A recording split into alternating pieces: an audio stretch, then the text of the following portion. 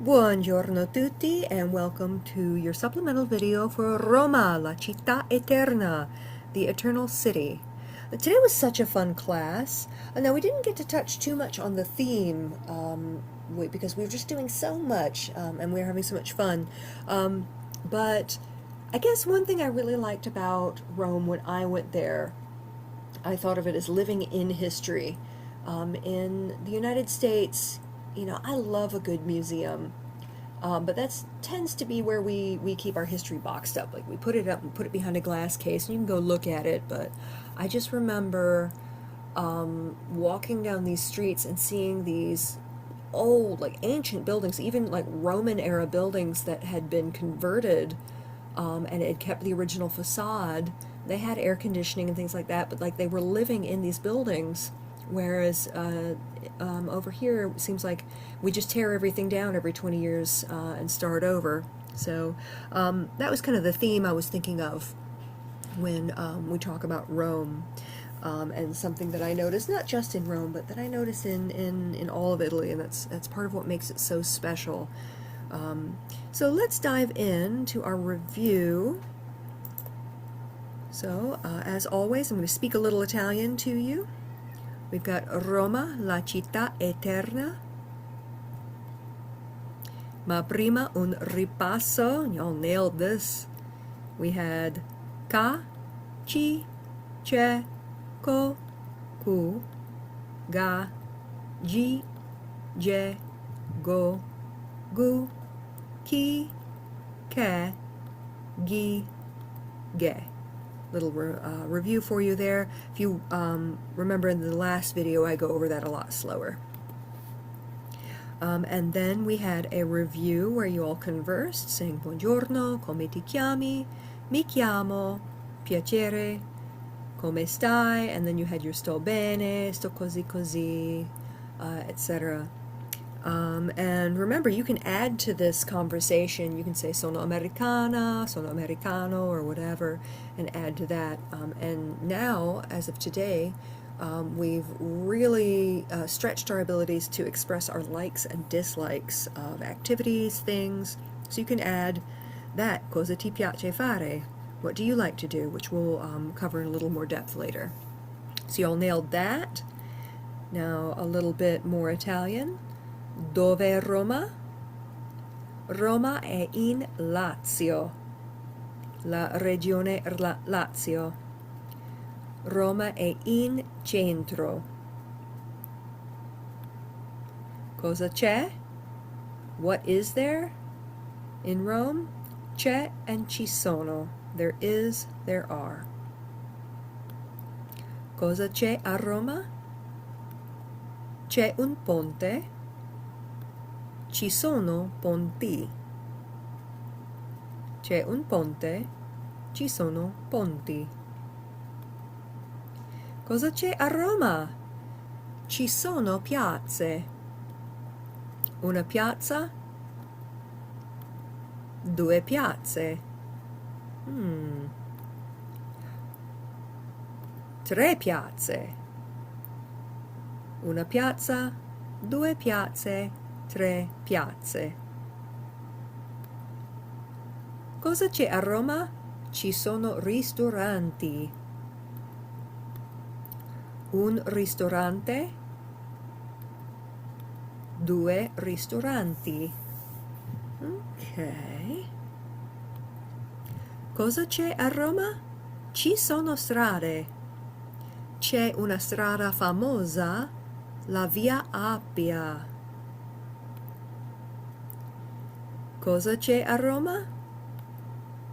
C'è la piazza Navona. Cosa c'è a Roma? C'è la piazza San Pietro. Cosa c'è a Roma? C'è la piazza di Spagna. Cosa c'è a Roma? C'è il foro romano. Ci sono rovine romane. Cosa c'è a Roma? C'è il Papa, non il papà. Well, I mean, they have those there, just not mine. Papa, papa, with the accent. Allora, so nicely done. As a reminder, so you all were able to follow along with that, and we had rovine romane. You correctly guessed that those are Roman ruins. So, nicely done there. And then we switched up our question a little bit. Che cos'è? What's that? Non è la Cappella Sistina. Questa è la Cappella Sistina. So, isn't it? Well, you can tell that it is lovely in other photos. I'm so sorry about the quality of this. You'd think it would be easier to find a really good quality photo, but, you know. I need to see if I can find a copy of that old National Geographic from when they were renovating. It was so interesting. All right, back to Italian mode. C'è il Pantheon. E ci sono tante strade.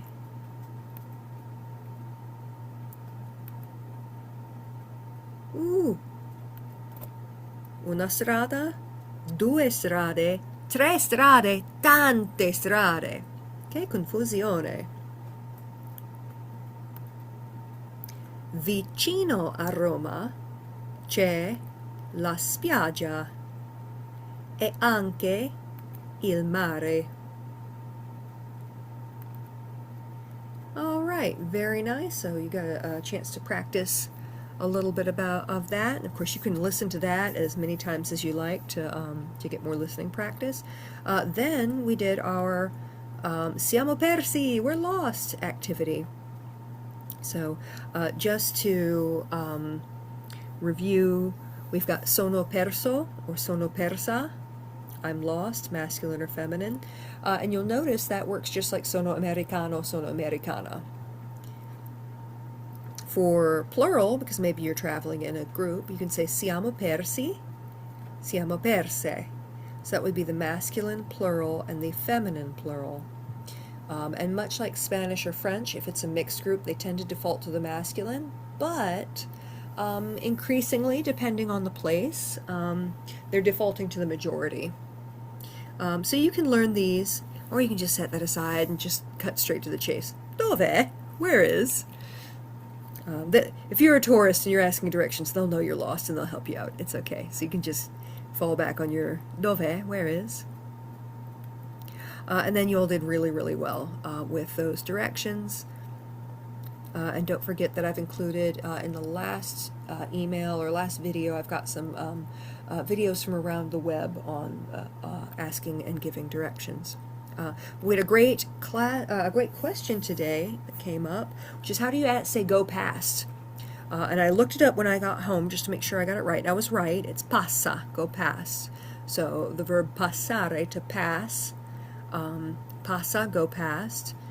So for example, passa Publix su Ocala e il ristorante è alla destra. So pass Publix on Ocala and the restaurant is on the right. I don't have a restaurant in mind. I'm just making it up. So maybe there's a good restaurant over there. I don't know. So passa Publix su Ocala e il ristorante è alla destra. So very nice addition. So grazie mille for that question. It's a good one, and so I'm putting that in the vocab for future classes too. We took a little break to let all that marinate to talk about the 4 stages of skill building. And the first one is just noticing. And when you are facing a big wall of text or a lot of speech or just a lot going on, it is a real challenge to notice certain patterns or notice when something's different. You're taking in a lot of information. So that's always the first step. And because our time together is limited, and if you are going on vacation, your goal is very functional, I like to really emphasize being able to notice that something might, to cultivate that skill and that ability. And then to work on recognizing what's going on. Because your next step is say, okay, like we saw with when we were looking at what cosa c'è a Roma, c'è una piazza, ci sono piazze. You start to recognize, okay, that's singular and plural. That doesn't necessarily mean that you could articulate the rule of forming plurals to me, or that you could produce them just in natural conversation. But it does mean that when you hear a singular or a plural, you can it won't throw you off when you're trying to concentrate on the meat of a sentence. So that's the next thing. And so I think just being able to notice what's going on, recognize vaguely what's going on, and know what to set aside for comprehension, what to focus on, to zero in on, is enormously helpful if you're traveling. But it's also helpful if you want to learn for mastery. It is the first and second steps, and of course after that you start to understand what's going on, and then you can do it. So even if you're just going, wait a second, why is that, and why is that? That feels confusing, but that's the first and most important step of learning, and so y'all are doing great. Just keep those in mind if you feel discouraged, or if you just want to maybe set a level of proficiency for some topic that we cover. Maybe you want to turn that dial up or down on particular topics, as well as choosing which topics that you want to cover at all. So then we did the numbers. These are in the vocabulary video where I say them and give the number and everything. So I'm going to skip over these, except to explain. I'm not going to do each one. What I'm going to do is I'm going to explain how they function. So 1 through 10 is just 1 through 10. So all you got to do is memorize it. Count things that you see throughout your day. Count on your fingers. Remember, in Italy they start on the thumb for uno, for 1. And that really gets it in your body. It gets it in your muscle memory, which helps you remember it a good deal. And don't forget that there's a numbers song that can help you as well. So then we get into our teens. Once you're comfortable with 1 through 10, you can move on to these. And we have a great little pattern going on here. 1 and 10, 2 and 10, etc., right up to 16, which is 6 and 10, and then you have that switch, where then you put the 10 first. So you've got 1 and 10, 2 and 10, 3 and 10, 4 and 10, 5 and 10, 6 and 10, flip, 10 and 7, 10 and 8, 10 and 9. So they just couldn't make it too easy for you. So the way I remember that little flip is, I think of being 16, you get your driver's license, everything changes. And so then everything is different. So your next step with numbers is just get comfortable with these, just like you did with 1 through 10. Remember that little flip in there, and just keep counting. And I do have a little trick for quindici. Everybody has trouble with quindici. For whatever reason, you want to say cinque dici, or you can't remember it. It's just hard to remember. So I had one of my undergrads, big Taylor Swift fan. She said the way she remembers it is that Taylor Swift, back in the day, had a song called 15. And as far as this girl was concerned, Taylor was the queen. So Queen Dici. Queen Dici. So think queen. Queen, queen, queen Dici.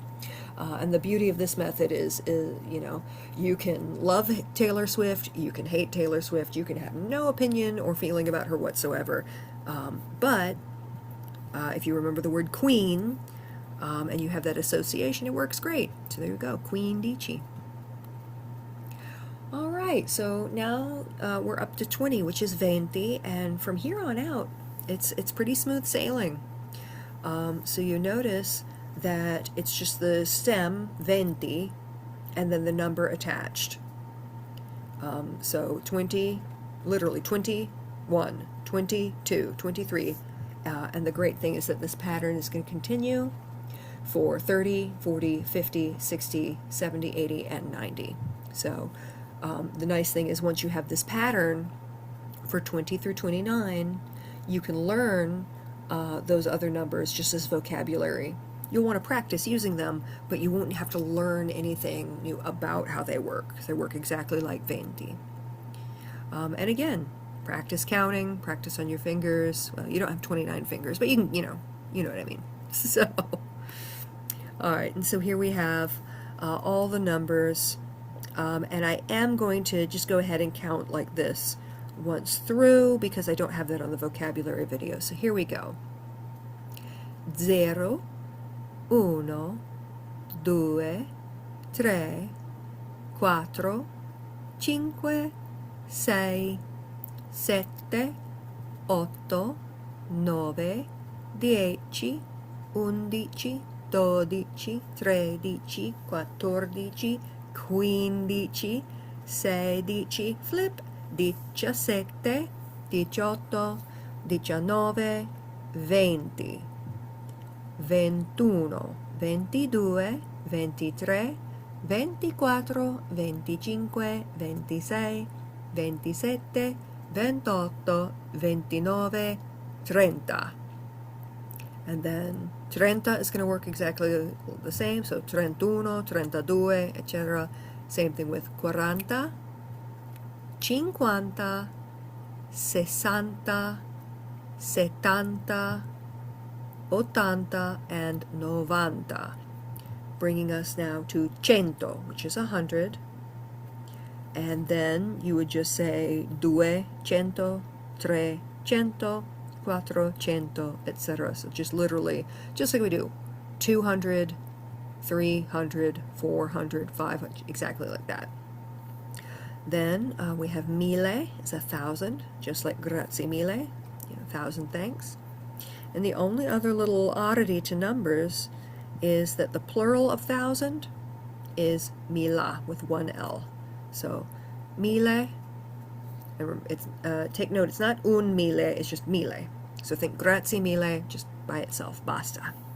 And then 2.000, 3.000, etc. And then the nice thing is, in order to do any number higher than this, you literally just put them in a row and say them each one by one. So think of them as like decimals. A quick note before we get into those higher numbers. There are some quirks of spelling. You'll notice that 20 plus uno makes 21. That E is weak and it drops out. Same thing with 31, 41, and then 101, 201, like for whatever reason that's considered strong and it doesn't drop out. Don't overthink it. If you want to, really make sure your numbers are spit, shined, and polished, that's the spelling. I don't even count off for saying writing out 30 or 31 in Italian one on a quiz. Like, if a native Italian speaker might not even, like, if they glance at it, fast enough, they might not even see. So, don't worry about that. All right. Well, let's look at the year, l'anno, the year. So I was born in 1983. Do not be intimidated by that. It's only intimidating because they write them, I don't know, with no spaces. I don't know why. The nice thing, though, is that in most contexts where you would see numbers, you actually wouldn't see them written out like that. You would see them in Arabic numerals. So, however tricky counting can be in another language, just, take heart that they're going to use the same numerical system as we do.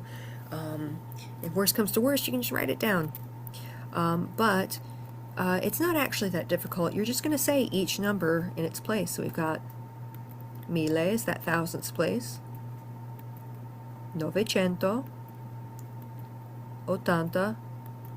83, and that was the year I was born.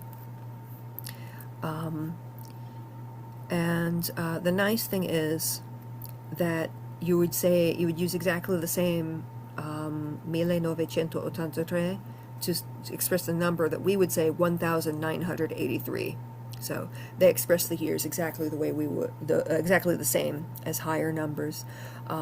take note as well is that where we would use a comma, they use a period, and vice versa. So let's do a little practice. Oops, did I put it out of order? Sorry. Let's do, oh yes, sorry. Esempio, so 101, 239, 524, 2006, 1834. Okay, now we'll do, oops, quanto. So we did quanto costa, how much does it cost? So quanto is how much or how many. Think quantity. It's asking quantity. In this case, quanto costa, how much does it cost? Of course, you can just say quanto, and they'll get the idea. But you'll hear something like, you might just hear a number, or costa, it costs, whatever. So we'll go through. Let's do these again, actually. Costa 101 euro. Costa 239 euro. Costa 524. Costa 2006 euro. O costa 1834 euro. So then we did this, so we'll look at this. La gonna costa 10 euro. Il cappello costa 2 euro. E la giacca costa 100 euro. So we have a few clothes items from an older lesson I used to teach on Milan. This year it was Olympics. Usually it's fashion.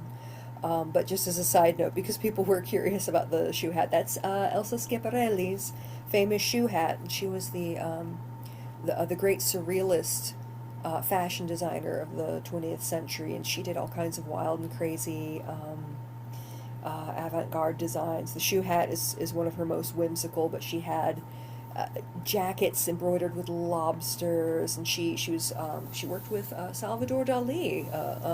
So lots of fun. Her big signature color was shocking pink, and that was very popular. I think in the 50s, shocking. And there was a perfume called Shocking, and so that was her big thing for a little while. And she's also the grandmother of Marisa Berenson, so a little bit of fashion history and culture there. And just for a little bit of fun, rather than get a straight number if something's expensive, we have a couple of sayings. So rather than costing an arm and a leg, in Italy things might cost you un occhio dalla testa. Un occhio dalla testa. An eye from the head. That's pretty expensive. But my favorite, and this might be my favorite Italian idiom, might be my favorite Italian expression, is if something's really, really, really pricey, costa l'ira di Dio. It costs the wrath of God, and that is expensive. A student of mine once asked if that was a pun on lira, the former currency of Italy, and I don't know, but it sure seems like a good pun to me. So those are just a little bit of fun for you. If you go into a shop, especially a more upscale place, the staff might greet you by saying "mi dica." Literally is the formal of "tell me," but it means like "how may I help you?" And it's the formal version of when I say "dimmi," "tell me," in response to a someone who, like a raised hand or question. And you can say, I'm looking for this, or I would like this, and we'll learn how to ask for particular things when we meet next. But here's another couple phrases that you might enjoy. You can say, stavo solo guardando. Oh, I was only looking. Stavo solo guardando. Or you might say, sto solo dando un'occhiata. Sto solo dando un'occhiata. I'm just giving a little look. And actually, we didn't have time to do this in class, but take a look at these phrases a little bit more closely. So if we say guardando, you actually know the verb that guardando is derived from, because we learned guardare when we were talking about things we liked to do or disliked, right? Mi piace guardare football americano, right? I like to watch the football. So guardando, looking. And then solo is only. So only or lonely.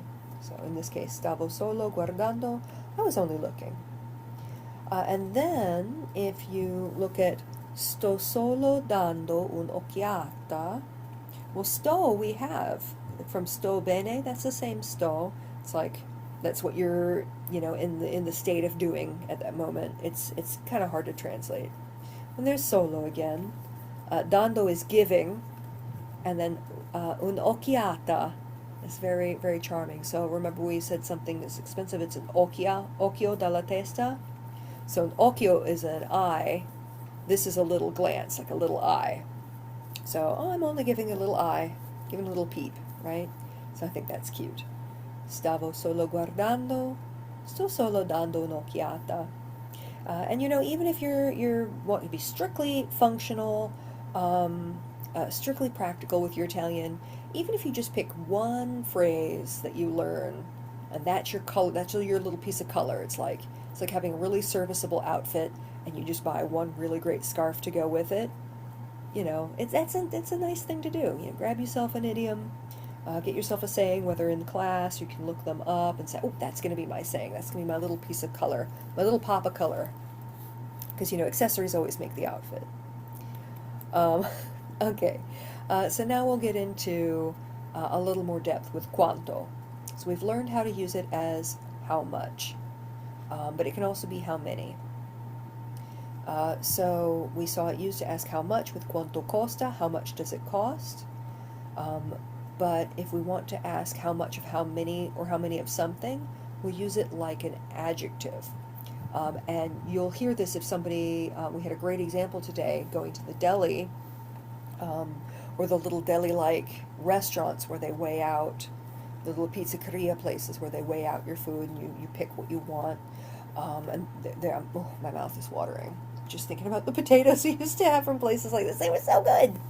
Anyway, they'll ask you, how much of this, how much of that. So you want to notice, okay, quanto's changing, but don't let it throw you. So here we go. Quanto gelato is how much gelato, and the answer is as much as you'll give me, because it's gelato. Quanti libri, how many books? Well, my mother's a librarian, so again, I gotta say all the books. Quanta pasta, how much pasta? I think you know what my answer is going to be by now. And also, quante pizze, how many pizzas? Well, I can't say all the pizzas, but I could probably do with at least one about now. But you'll note here that in English we distinguish between how many, how much. We'd say how much pasta, but how many pizzas. It's actually a little simpler in Italian. It's just an adjective.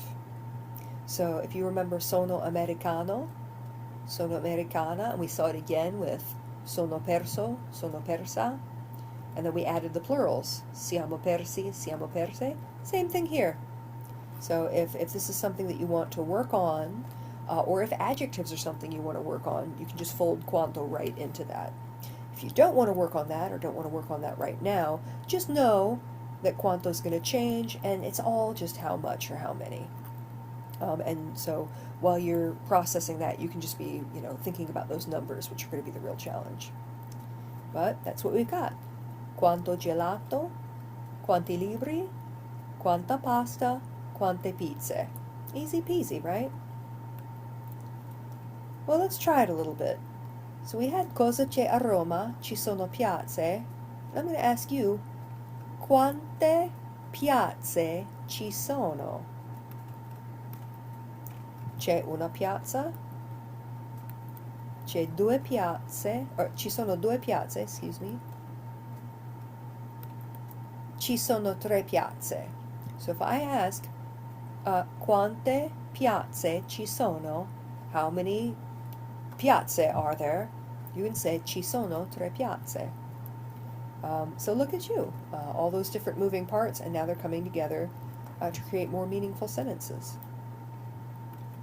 Let's try it with our ristoranti.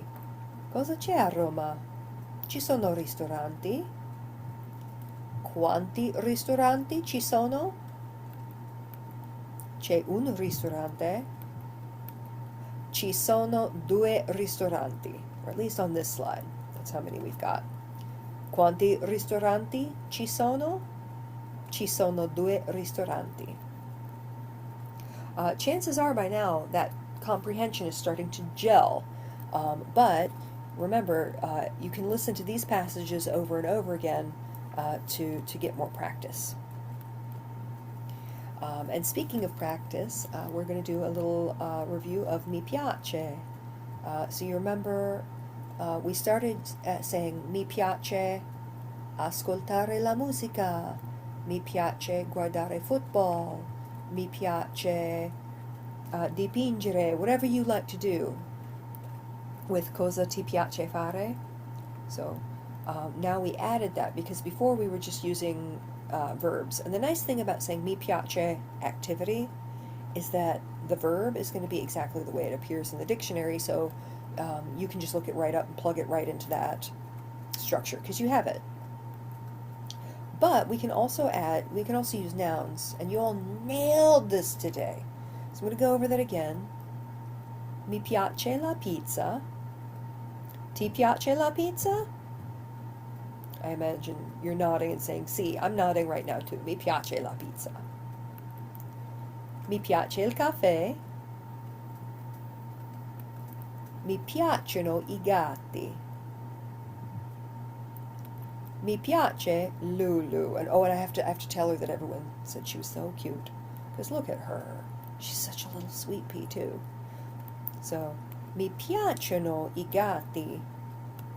Mi piace Lulu. Ok. Mi piacciono I cani anche. Mi piacciono I libri.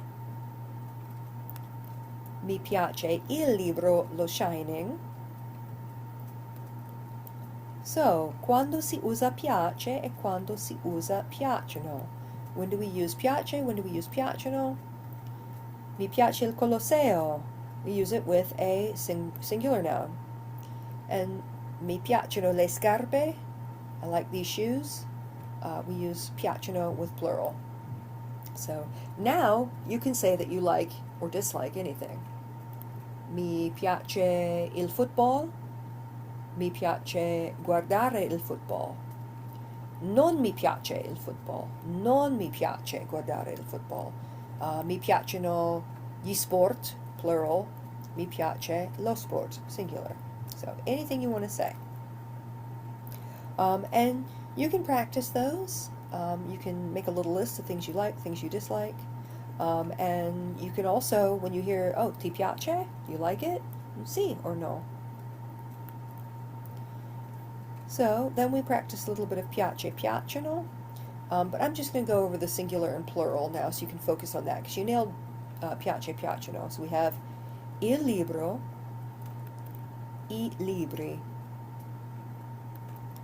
l'amico, gli amici, lo zaino, gli zaini. And that's what we had just as a little bit of just building on being able to notice and start to recognize that singular plural distinction. So those words aren't officially part of your vocabulary, but I wanted to show them to you so you can start focusing on those patterns. We have a few bonus materials. So, le 4 stagioni. We have la primavera, l'estate, l'autunno, l'inverno. And those are just lovely words. So here, have some lovely words. We also have I mesi dell'anno, the months of the year. Now there's an incredibly catchy song that I've linked on YouTube, on our YouTube channel, but I'll go over these here. Gennaio, febbraio, marzo, aprile, maggio, giugno, luglio, agosto, settembre, ottobre, novembre, dicembre. The reason I'm adding these as bonuses here is because now that you are getting comfortable with numbers, you can start to use these for dates and years, if that's something that you need to do. So the formula for the date is you put il. So il is important. You got to put the il. Usually I'm saying, oh, that little thing, that's not important. This one's important. So il, and then the number, and then the month. So for example, you'd say il 2 marzo, the 2 March, right? And that's all you got to do. So somebody says, what date? What's the date of Christmas? It's il 25 dicembre. So that's all you have to do. Il numero mese. Il numero mese. Il number month.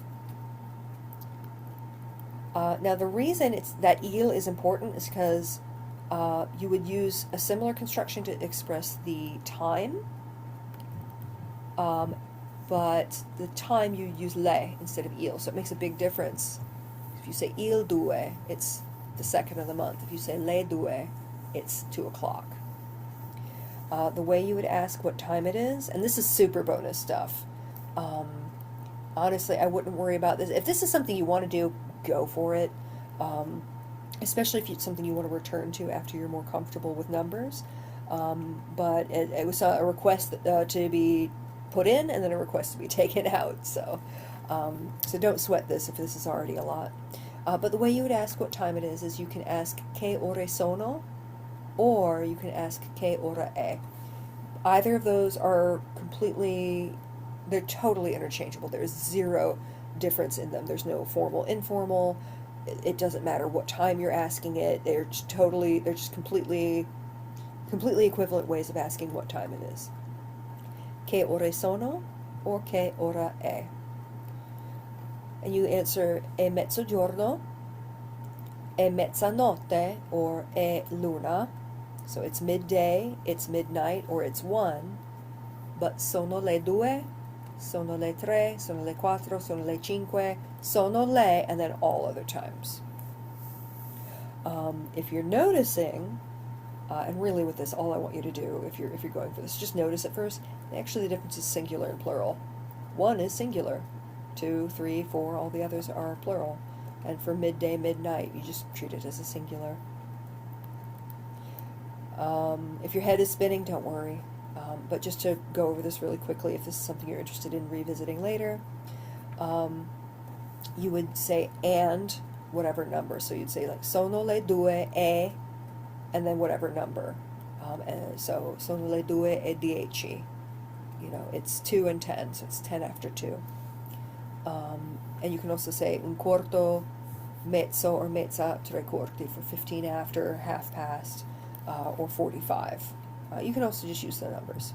I have links to other videos that go into this with more depth. I'm glossing over this, just as a little overview, really more to give you an idea of whether you want to tackle this or not, rather than any kind of in-depth explanation. But I've got these notes here. If it's something you want me to go into more detail in the future, absolutely.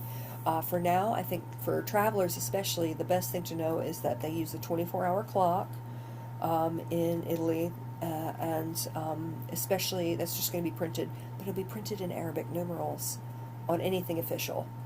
Plane tickets, train tickets, museum opening times, anything in the newspaper, movie times, schedules, all that good stuff.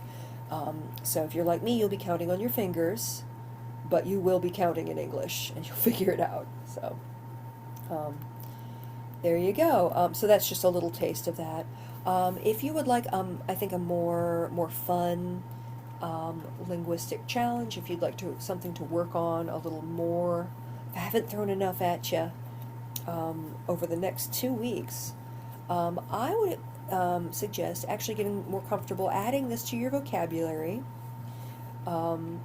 maybe not to the same level that you would really want to memorize numbers 1 through 10 or some other vocabulary we've done, but get a passing familiarity with these words, because this is vocabulary I've broken down for a 1960s pop song that's probably my favorite Italian pop song, La Partita di Pallone.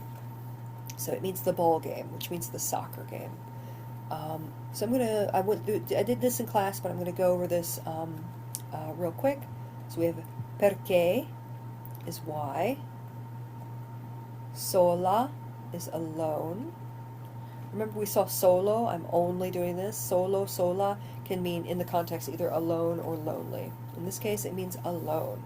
So perché, why, sola, alone, sempre, always, like the Marines, semper fi, sempre is always, pure, even, not in the sense of things being balanced, but like, man, you won't even, take out the trash. So that kind of even, like, yeah, I can't even catch one break. So, like Rodney Dangerfield. Anyway, so, pure. Davvero is really. And I love davvero. It's a really great conversational accessory. Davvero, really? Then chissà, who knows? That's a combination of chi, who, and sa is knows. So chissà, who knows? La partita is the game or match, usually like between teams or opponents, that kind of sporting event. La squadra is the team, so maybe your squadra is FSU. You might be a Gator, that might be your squadra, who knows? Chissà. Then we have la scusa, the excuse. Remember we had scusi last lesson. So la scusa, the excuse. And then I dubbi, doubts. And una bugia, a lie. And la verità, the truth. Notice the similarity between davvero and la verità. That vero verità, really and truly. As you may have guessed, this is not actually about a soccer game. It's about intrigue. So that's a lot of fun. And then I have, on this slide, I've divided up all of the verbs. So they're not in the order they appear in the song. I've actually grouped them by the forms they use. So the first three are the you form, you present. So lasci, you leave, porti, you take, dici, you tell. Right? So lasci is from lasciare, to leave something behind. So you leave someone or something behind. Porti is from portare, to take or carry. Incidentally, that's also the verb for like what size you wear. You'd say, well, I carry a size, whatever my size is in European sizes, I don't know. So, then dici is you tell, from dire, to say or tell, and this one you're actually very familiar with this verb because that's the same verb as in mi dica and in dimmi, right? Here you're seeing it as you tell.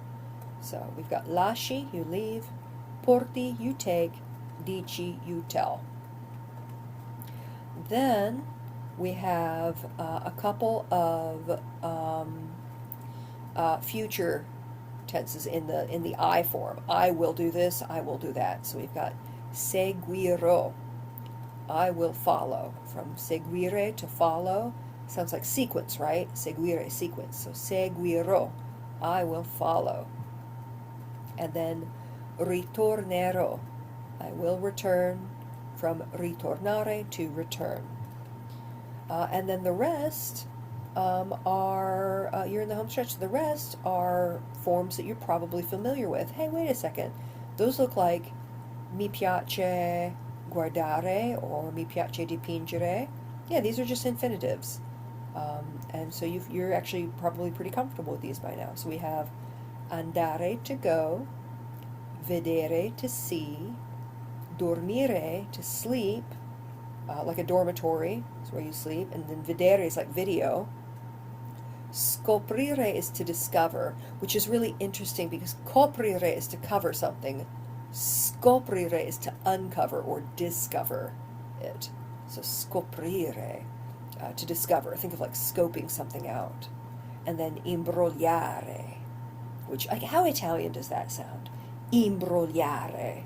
Like, you just sound Italian when you say it. Try it. Say imbrogliare, and you're like, ooh, sounds really Italian. And of course it is, because it is. But that means to deceive. So this is just for fun. You don't have to memorize these inside out and backwards. But if you just take a look, give them a little eye, un'occhiata. Maybe, pick out a few that you'd like to get more comfortable with. You say, oh, those look like they come in handy. And then kind of glance at the rest a few times. It'll help you out as preparation for actually using the song as a vehicle for better learning overall. And that's going to be really cool. So that's a good thing to do. Plenty to keep you occupied over the next 2 weeks. I really like for us where spring break is falling this year, because we've got it half and half, so you have 3 lessons where you have learned a lot. There's a lot to do. You get to take a little breather, revisit your notes, and by now you should probably have a pretty strong idea of what your strategy is for what things you want to cover, what things you don't. You can go back, fill in some blanks, do whatever. It gives you a nice long break to manage with plenty to chew on in the meantime. I have these on the vocabulary video, so I had these for reference today, so I won't go over these. Just remember that we had passa for go past.